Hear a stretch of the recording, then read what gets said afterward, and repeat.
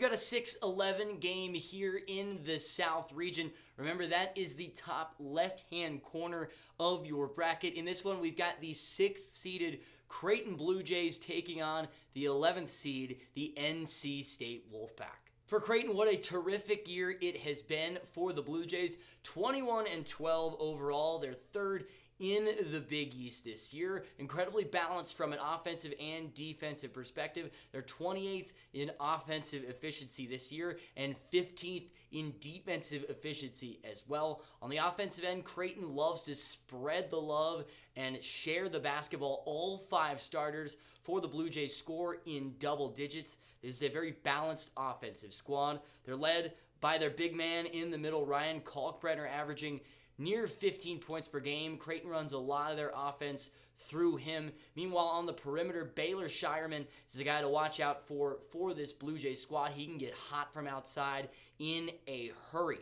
Defensively, Creighton guards the post and the paint better than most in the nation. They're 21st in 2-point field goal percentage against. Also, they're really good at defending without fouling. This Creighton squad gives up the 2nd lowest free throw rate against. So that means they're not putting teams on the free throw stripe, and they're defending without fouling. This is especially promising for Ryan Kalkbrenner, the big man, because he plays so many minutes and he does such a good job of defending without fouling.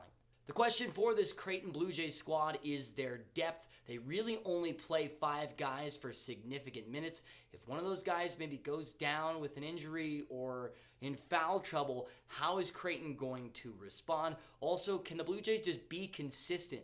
Because we've seen them at the highest of highs, and they are one of the best teams in the nation when they're playing well.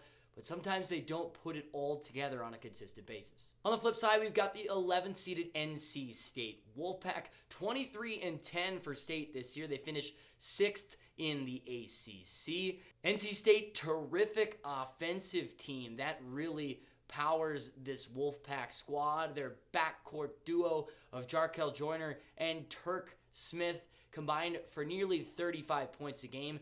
Those two put up shots early and often. They lead the way for State. The big man in the middle, DJ Burns, also does a lot of work in the paint. He is a big physical presence and can get buckets down low for State as well. Defensively, State struggles on that end. To be frank, they are bad. Unlike Creighton, State puts teams on the free throw line quite a bit. 254th in free throw rate against. They're putting their opponents on the free throw line early and often. They do not defend without fouling.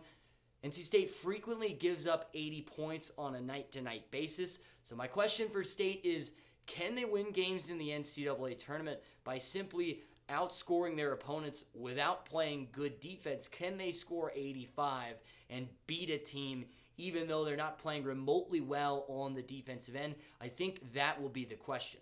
I think this game is going to be a high-scoring back-and-forth game between 2 really promising offenses, both with their unique styles. If I had to put this game on the upset meter, I'd put it somewhere around, let's talk about it, for State knocking off Creighton. However, in the end, I like the Creighton Blue Jays in this one. I just don't think State is going to be able to play enough defense to slow down this offense for Creighton, which really can come from all different angles. I think Ryan Kalkbrenner will win the matchup with him and DJ Burns, and I think it'll be the Creighton Blue Jays moving on to the second round of the NCAA tournament.